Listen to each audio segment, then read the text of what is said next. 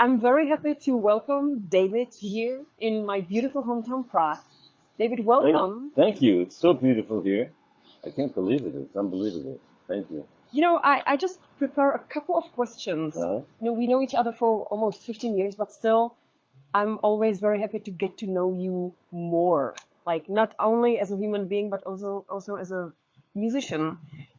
You grew up in New York City and have lived in Berlin for decades.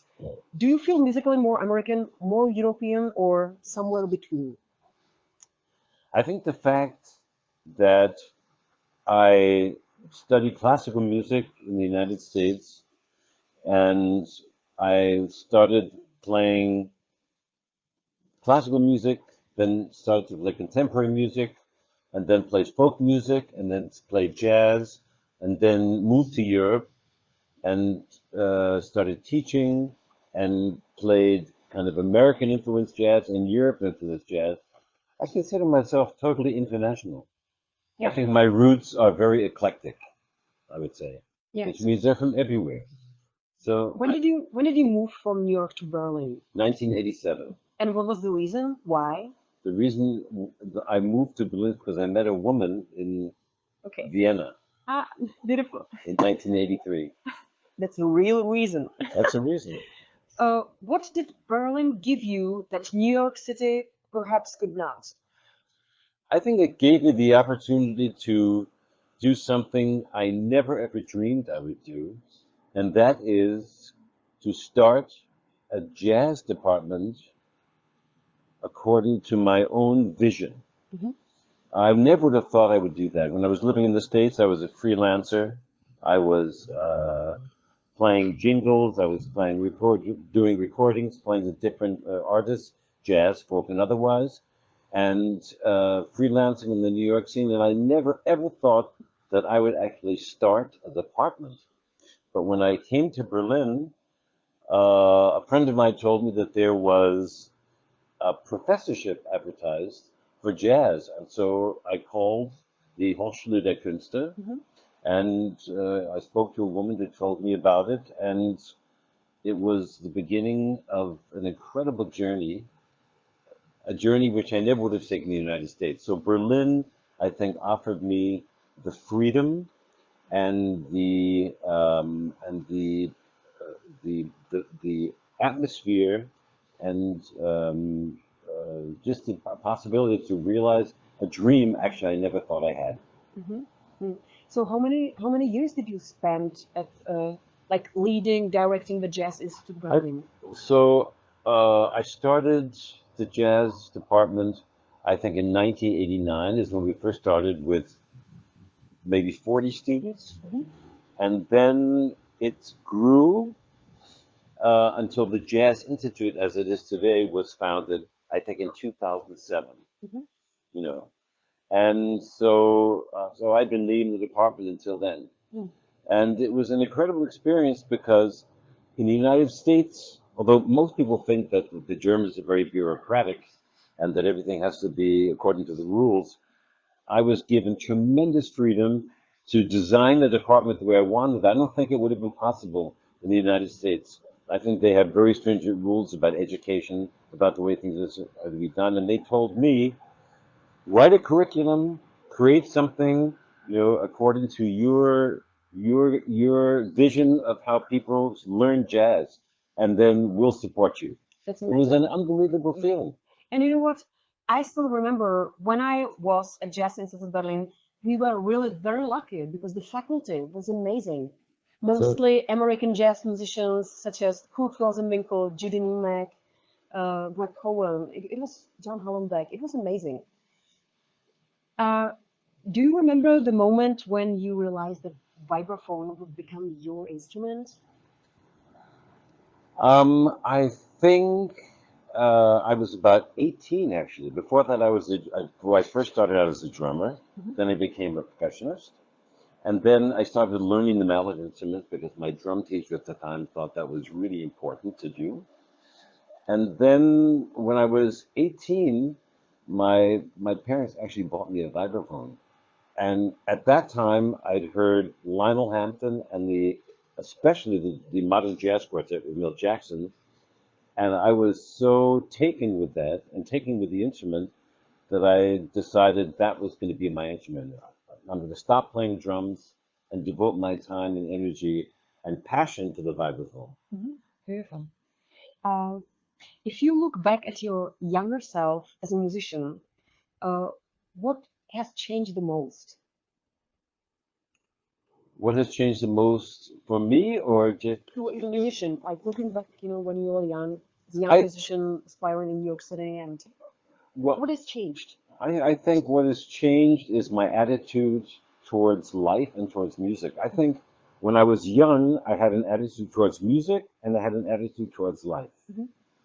I wanted to be I wanted to be a really good musician, which meant being a really good technician, knowing my instrument, knowing the music, and I didn't think too much about life. I figured it'll work It out. was your life. Music was my life, yeah. And I have no real visions or worries about the future. Today, I think young people worry a lot about the future. Is this going to be a profession I can make a living with? Should I do something that's a little bit more solid, more based in a kind of reality? And I didn't think about that then. I think, okay, I do music, and whatever happens in the future happens. I didn't think much about it.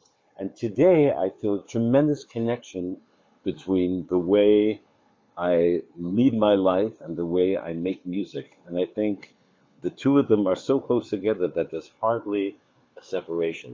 Mhm. There's really, I think I think I live the way I play. That's beautiful said. I try. You're right. Like sometimes I have the feeling that the younger generation is not living in the moment, and my generation is worrying a lot.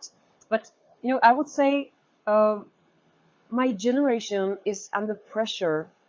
Through all these things like social media. I have a lot of friends who are comparing themselves with other musicians, and I think that was not the issue when you were, young musician studying at Juilliard, and you and sometimes I'm thinking like it would be so much easier if we would not have that pressure.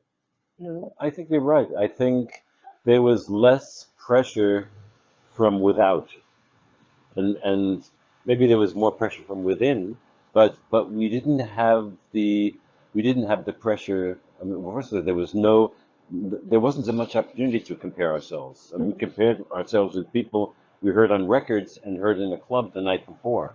But these days, you go on Facebook or you go on YouTube, and you can hear like 25 new people who play your instrument who are like amazing, and you think, oh my God, you know, where am I in comparison with this?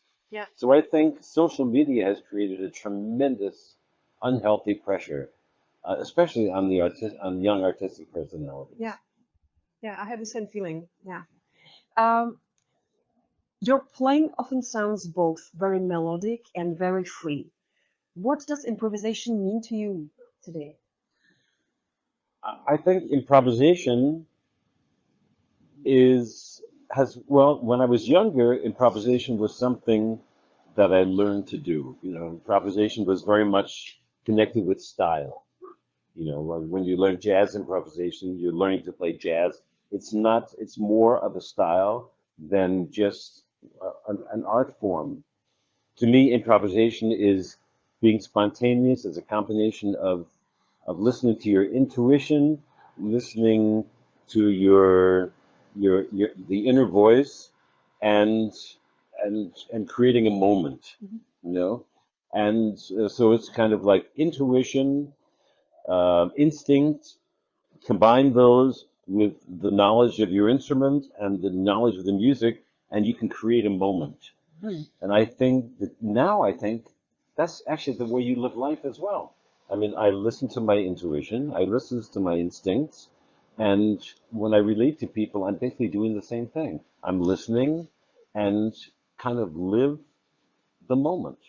Yeah. So I think now the difference is that the dichotomy is not so great anymore.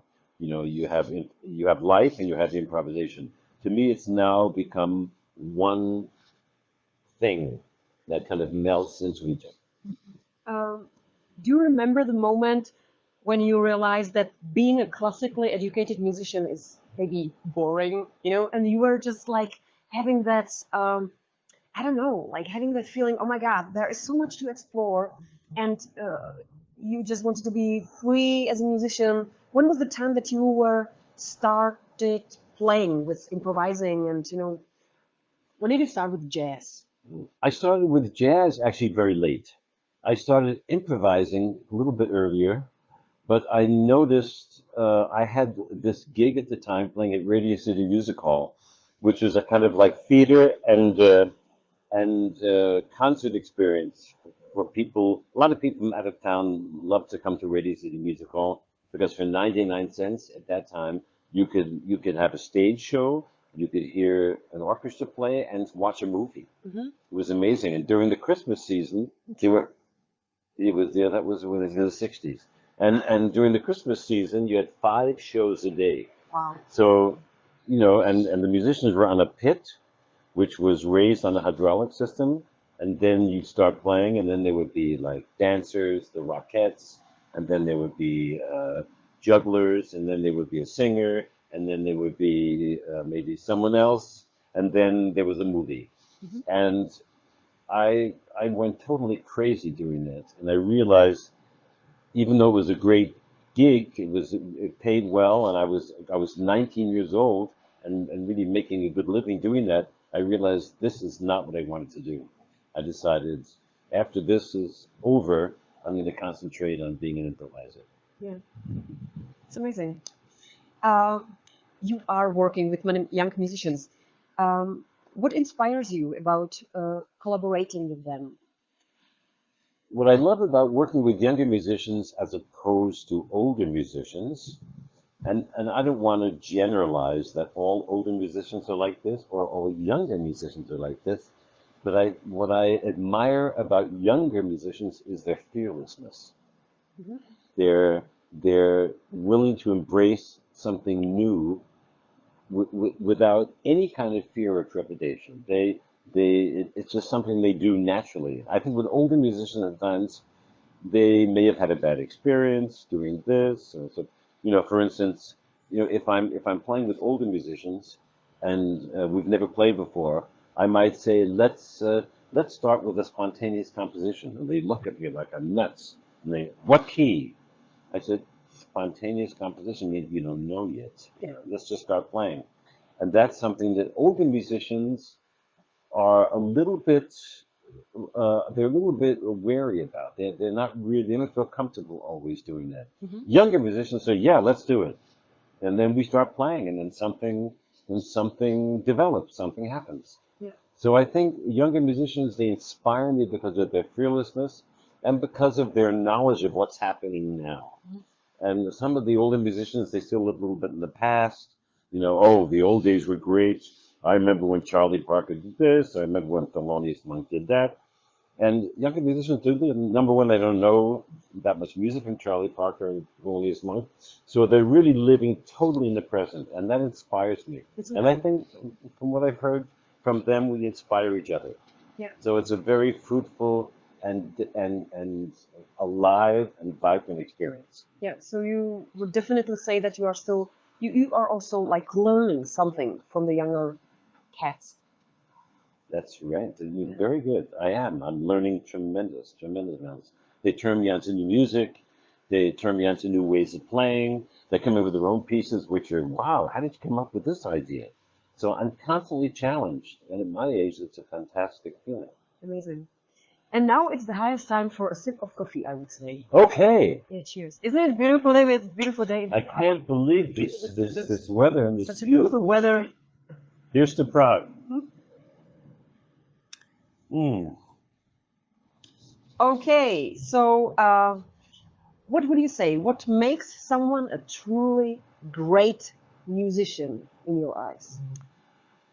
I think what makes someone a truly great musician is the willingness, number one, to listen and to wait to respond, and then to have a tremendous respect for space. And now, of course, I'm not talking about a classical musician. I'm talking about someone who's improviser. I think that's really true. I was thinking about it just this very minute as I said it. It's really true. The ability to listen, to wait and respond with space, leaving time and waiting for some interaction to happen, allowing interaction to happen. I think, I mean, combined with the fact that they can play their instrument, Yeah. that's a given. But those things about listening, waiting, and responding with patience and generosity. I think that's what makes a great musician. Yeah. And isn't it also something about, like, you know, not only being musically on a certain level, but also about, like, your, you know, what kind of human being you are? You know, when you are working with other musicians, you know, sometimes I love going to concerts. I love seeing my colleagues. I'm always seeking for that kind of inspiration. But sometimes I can see, maybe, you know, energetically, it's not working together. Sometimes you have like different personalities. So what is your experience with, you know, diverse musicians, like egos, and you have bad and good experiences, you know? Yeah, I think that's a good observation. I think I've had that same observation often when I listen to the group. The first thing that occurs to me, maybe some people think, wow, the saxophone player plays great, or oh, that's a great tune. The first thing that occurs to me is the social interaction within the band. Are they interacting? Because if it's just solo and accompaniment, I get bored in 10 minutes. Yeah. So I think it's really important to observe the social interaction within the band, if there is any. And those are the bands, when that happens, that are the most interesting for me. Yeah. And it's not even about who's the best soloist, because I mean, there are a lot of people who can play great over changes, but there are certain bands where you feel like the solo is less important than the interaction. That's what I love. Yeah. And there are certain musicians, like I might mention Joe Ross, who's a very good vibraphone player, but it's not his vibraphone playing that really attracts me so much, is his ability to create a group of musicians who listen and socially and musically interact, and who constantly challenge the listener and challenge themselves. There's always something happening, and always something being shared, and something being invented. Yeah, something happening in the moment. In the moment, You exactly. cannot get bored. Yeah. Exactly right. Yeah. Has your understanding of freedom in music changed over the years? I think it probably has. I think when I was young, I think freedom in music was more an idea. I think it was more something that people talked about. I had no idea what it really meant. Being free when you play. I thought it just meant not getting nervous when you go on stage. But I think freedom simply means the things we were just talking about. The more you're able to let go and be able to interact with other musicians, the freer you are. And I will say one thing: when they talk about free music, let's play free. It's often, when I think of free music in the '60s, it's very chaotic because there's no structure, and there's really no boundaries.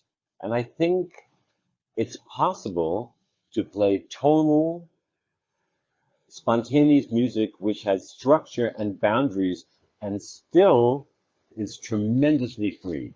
So I think what you can extract from that is that maybe having structure and boundaries kind of creates a different kind of freedom that is just as free, but is a little bit more controlled. So, I mean, it sounds a little bit like a conflict. How can you have freedom and have control? I think it's absolutely possible. I think being totally free within a structure is a beautiful, beautiful, beautiful thing and a beautiful gift. You mentioned stage frightening. Was it something that you were suffering from when you were younger? Because, for example, I don't know, Barbara Streisand, I just read her biography and she was suffering from such a stage frightening. So that's why she turned to studio recording work, So have you ever suffered, have you dealt with I had some issues with being extremely nervous on stage when I was playing classical and contemporary music. Mhm. I think when I started playing improvised music, I didn't have that problem as much because, I think the thing that was the problem for me was memorizing something and feeling I had to play every note the way it was written, which caused pressure for me. Some people, I don't know if I always admire these amazing classical pianists like Yu Wang or or Martha Argerich, who have this amazing repertoire and can play any piece and they just rattle it off with no problem. That was never something I was good at. So, but when I go on stage and play jazz, I'm less nervous. Yeah. I'm more able to relax and be in the moment. But it's amazing that you found out for yourself, that Oh yes, so that's it your was thing. absolutely. David, I have another question. Yes. Yeah. Do you feel that you play fewer notes today, but perhaps more meaningful ones? I think whether they're more meaningful, I leave to the listener.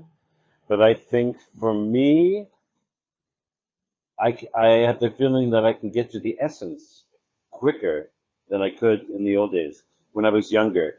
I think I'm less concerned with how I play technically than I was when I was younger. Mhm.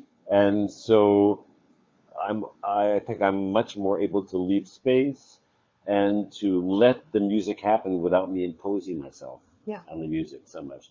So that automatically gives me the feeling that that think there's more space, more and less notes and more and more space. Yeah, Yeah. So I think yes, now I think I play less notes and I think the essentials seem to come out. Yeah. This is like for myself, this is one thing that I'm still learning from you. And I remember when I was at Jazzmusiker in Berlin, I took an ensemble. It was called Time and Space.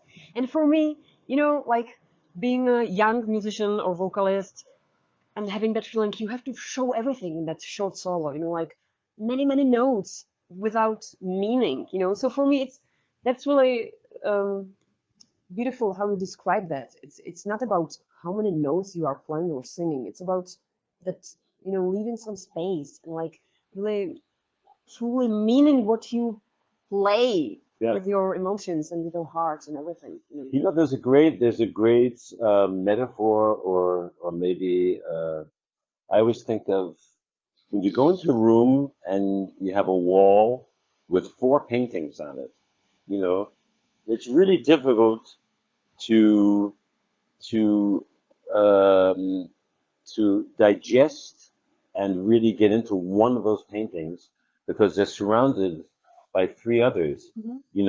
and it's kind of certain paintings get lost. And I think if you have one painting on the wall and then that's the only thing you're looking at, I think that is the same as when you leave space in a solo. If you play 3 notes and leave space before and space afterwards, and the audience is kind of forced to focus on those 3 notes, Mhm. and they're not distracted by what came before and what comes after. Yeah. I think it's the same thing. It's like being sparse and letting the audience focus on what's essential. Mhm. Are there things that interest you musically today that didn't interest you earlier in your life, in your career? I mean, I was always, because of the fact that I played so many different kinds of music when I was younger, I was always interested in classical music. I was interested in folk music because I was playing with a folk singer, playing with Tim Buckley Mhm. when I was in my early 20s. And then the fact that I did a lot of studio work, I was constantly doing film music and doing an album with George Benson or an album with not Judy Collins or with singers or Liza Minnelli, and I was always exposed to different kinds of music. So I think today I don't think there's a style of music that is more fascinating than others.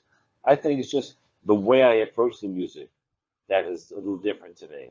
It's just with I try to approach it with a total innocence, you know, that what and you know, I try to play what happens in the moment, and whatever happens happens. I think it's more about the way I approach the music rather than what music I play. My next question would be, is there something else except of music that interests David Friedman? What is in your life, like, you know, except of music, what is the other thing that you are into, like? I mean, I love film. I love going out to restaurants. I don't like to cook, but I like to eat. I think just being people. I'm being with people. I'm the kind of people person. Being surrounded. Yeah, I think I have a really. You have so many beautiful friends, David. Exactly. Yeah. So I think people interest me. Is there still something musically that you would love to discover or explore? You mentioned that before. Yeah. And like through your experience, yeah. I think I used to have the dream of maybe playing more with orchestras, you know. And I did a wonderful piece that Liam Muir, a wonderful composer, an American composer living in Berlin, wrote for me. It was a piece for improvising vibraphone and orchestra. And that was a dream that I'd had for a long time, to do something like that, where the orchestra has to play specific parts and I can improvise. So we can play this piece 3 or 4 times, and every time it's different, even though there's a written orchestra part and I'm the soloist. So that was something that I always wanted to do, and I did that. You know, maybe I'd like to do another piece like that. You know, that would be fun, playing with playing with orchestra. But other than that, there's nothing that I would like to explore that I'm not doing at the moment. Yeah. I think every time I get up on stage, like last night, you know, when I played with these young musicians like Marek and Tomasz, and we started to play a piece of mine, and it sounded totally different. And it's a piece I've played for years, and I must have played it 100 times. And last night it sounded totally different, and I really enjoyed the fact that even, you know, though there was a 10-bar piece, it sounded like a totally different experience to me. So that's something I never get tired of exploring. Yeah. It's always new. Yeah, because like what you mentioned before, you are that kind of person and musician who is living and playing in the moment, you know, and that's really beautiful. David, it was my honor to talk to you. It was my pleasure to invite you to this balcony interview at Goethe-Institut. But I have to say, you asked great questions. Oh, thank you very much. It was one of my favorite interviews. Oh, thank you very much. So, cheers to that, David, until next time in Prague. Cheers. Thank you very much for listening.